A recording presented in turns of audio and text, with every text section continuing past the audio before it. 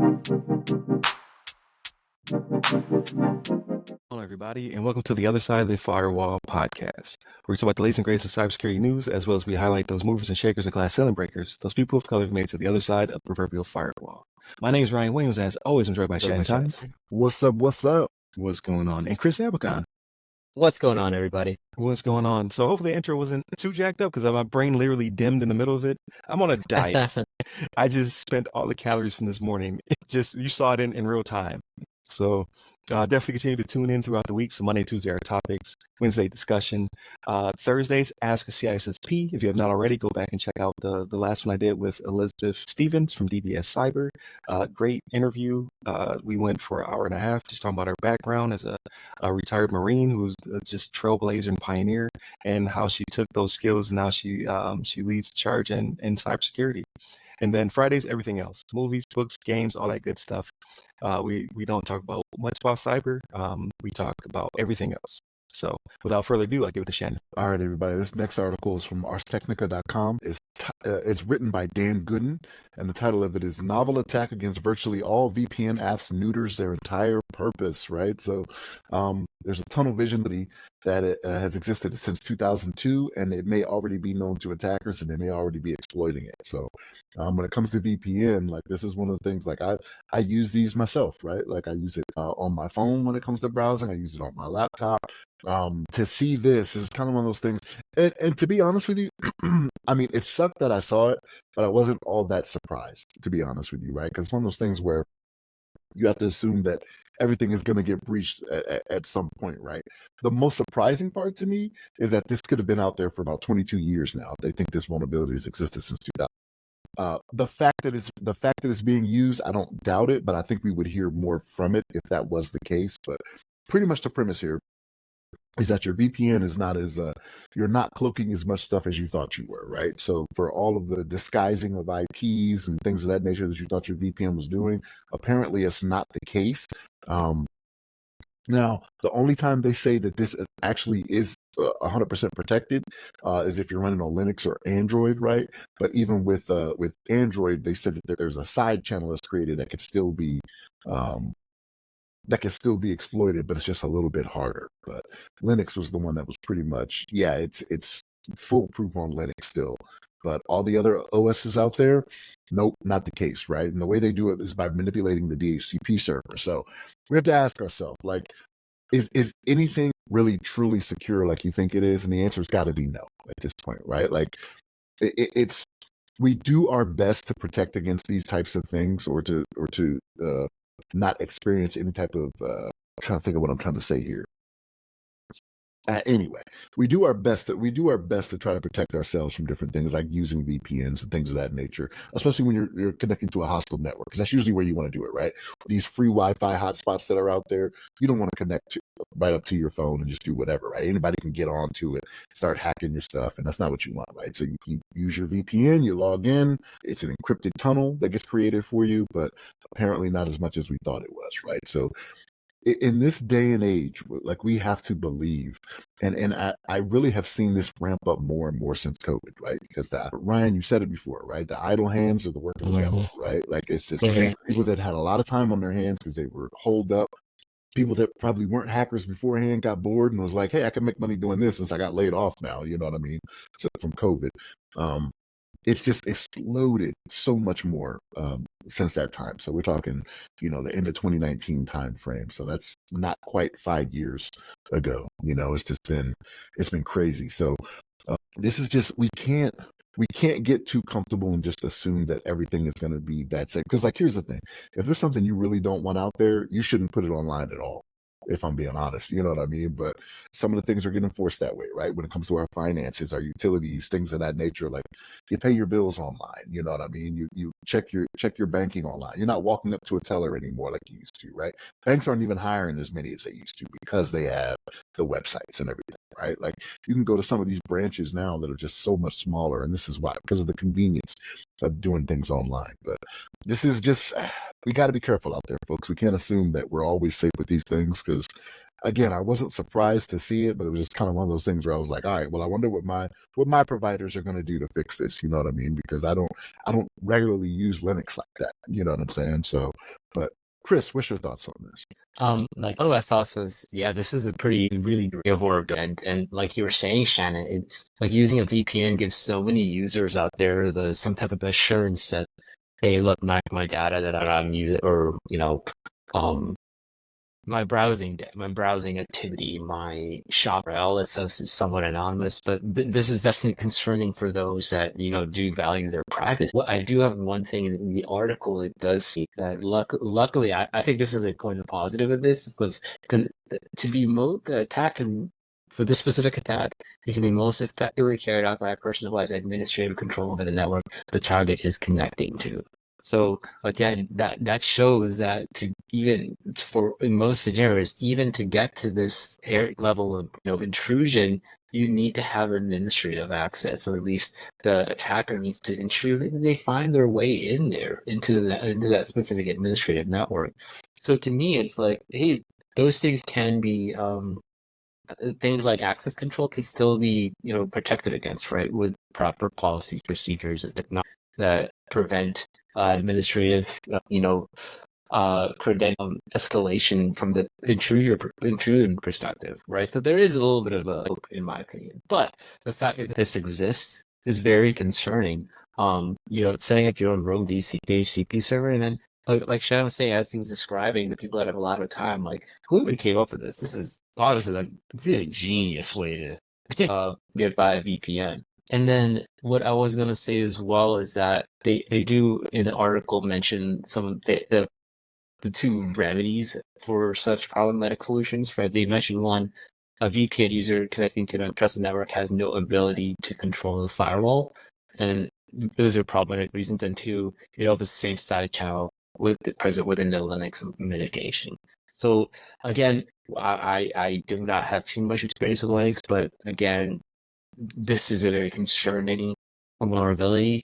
I do hope that there are a lot of smart network engineers out there that can figure this out, that can maybe it's some type of port, or it's option 121, maybe something to fucking disabling it, right? And it might honestly be a vulnerability alert or a mandatory thing for a lot of companies out there. So the fact that it's out there, it's good for administrators and get ahead of it. So let me jump in here real quick before you do, Ryan. Mm-hmm. So here's something for the discussion, right? So they talk about this in the article as well. Do you think they should have publicly released this to everybody all at once like this, or do you think they should have taken the time to reach out to all the different providers? Because they have a rationale in here on why they did it the way they did it. That they talk about, hey, we're a small firm, we just don't have the manpower to reach out to all these different places individually, right? Because there's a lot of VPN providers out there, right? Like, I was thinking it was like 3 or 4, right? But when you go and you look, you're like, oh man, there really is a lot of them out there. Do you think they should have done it this way and just blasted it all out there like this, or should they have taken the time to reach out to everybody individually? Chris. I think this is the right course of action, right? I think not all VPN providers are created equal. Maybe 10, 20, 30% of them already may have known about this specific. Maybe they know from internal documents or something, or through whatever means they have in the security community. But the fact that now this is out there, right? And because VPN, like I said, is very sensitive to people. A lot of people trust VPNs. I think is a good thing to ensure that open communication lines out there with the public. So it'll give us, at least me, an assurance that, hey, look, everybody's tracking this now. I'm sure there's some smart guy out there that's going to come out and fix it. Agreed. What about you, Ryan? So I don't think it was a bad move. But you do have organizations like you could have gave it to like CISA or somebody like that who could have blasted it out to the proper communities through back channels. So there were other options. I'm not saying that this one was poor by any means, because they are smaller and to make it easier to be transparent to everybody at once. I think that's fine. However, I think that they could have gone a slightly longer route by giving it to the proper agencies, and they would have pushed it out to the right people. or weaponized it. That's also a thing, right? So I guess it's the democratism of this is puts everybody on the same playing field. So had they given it to the federal government, maybe it would have been put in the arsenal. It's like, oh, you could do that?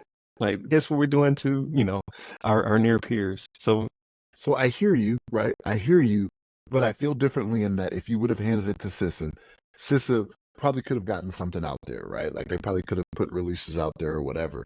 But are people paying as much attention when it comes from a government agency as much as it is just being out there in the public? So like the article we have is from Ars Technica, right? But like CNN will pick it up, Fox News will pick it, like all these different ones. Like when you put it out there in the public like that, like people are seeing that more, right? That are in the know, right? And I'm not going to sit here and assume everybody uses a VPN, right? But the people that are going to be like, oh my gosh, like they're going to see it pop up everywhere, not just with CISA.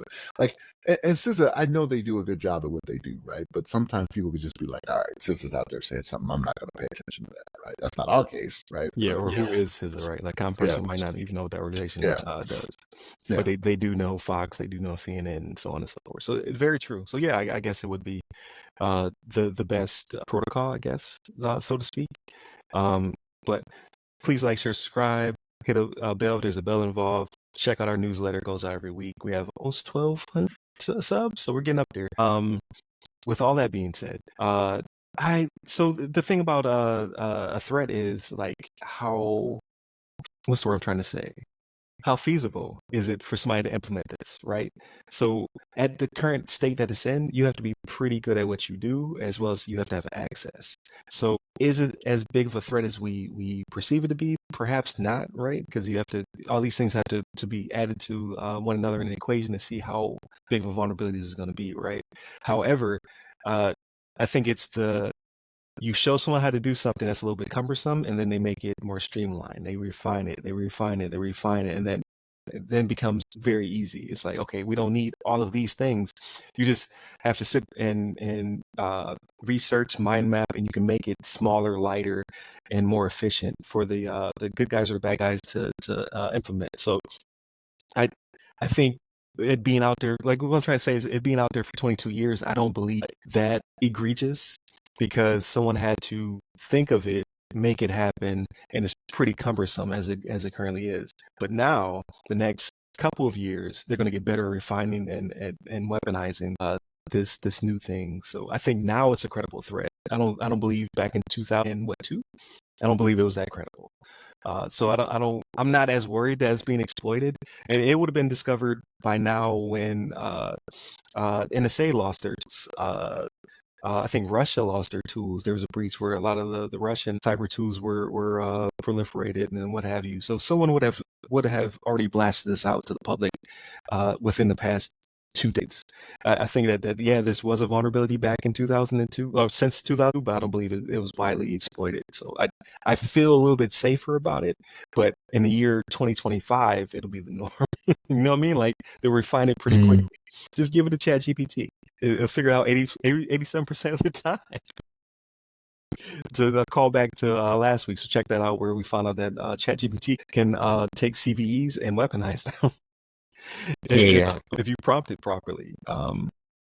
So yes, at the speed of current thought and internet and the pipelines that we currently have, now this is a pretty big threat. But I don't believe it was that bad. So that makes me feel a little bit better, because we're going to find more of these exploits, right? The internet was put together with bubblegum and tape. So as we get to internet, what is it? We're going to 3.0 is what we're trying to get to. That more like we've baked in internet security, things of that nature, we're going to start to see even more of the seams and threads be pulled on the old internet that we like quote unquote old internet, and how it was put together, because it was pretty much just brought together to make it happen. No one was really thinking of security to the extent that we're thinking of it today, or at least no one no one with a voice powerful enough to make it happen before now. So again, I'm not too concerned, but I am concerned about the future. So they definitely have to figure this out, because I use it when I travel. I don't really use it as much as I should, right? When it comes to VPNs, like the whole house should be secure. I'm not going to say it's not, but it's not, because When I come home, I don't want to think about it too much, right? I want the easy button. I want your Express VPNs, your Nords, things of that nature. I just want to click a button on a device and now it's secure. When really it should be from the gateway out. But I trust my ISP is taking care of me, right? But they're not. But yeah, so I think this was a great discussion. Please continue to tune in throughout the week. So Monday and Tuesday are topics, Wednesday discussion, Thursdays, Ask a CISSP.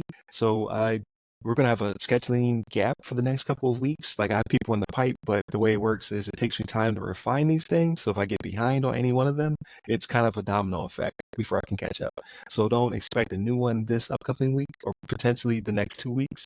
However, I am sitting down with people. They'll be in the newsletter who I'm going to be speaking to next. The next one up will be Delisha Hodo from SANS Institute. So it'll be her second time on the show. She amazing at what she does. Her cybersecurity origin story is pretty cool because it's more adjacent to cybersecurity, and then just all the initiatives that SANS has for people of color and minorities and women is also pretty epic in itself. So definitely tune in for that one, but it might not run for another week or two. And then go back to listen to the previous one with Elizabeth Stevens. So she is a living legend, right? Marine, retired, and now she's trailblazing with her own company, DBS Cyber. So check all that good stuff out. And then Fridays, everything else, movies, books, games, all that good stuff. So continue to tune into all the websites to go by her name, the other side of the firewall, the other side of the MW, or ask a CISSP. Hit me up personally. I'm at RyRy Security Guy. That's RYRY Security Guy, pretty much on all the platforms. And where can they find you, Chris? You can find me on LinkedIn under Chris Avedon. There it is. Stay safe, stay secure.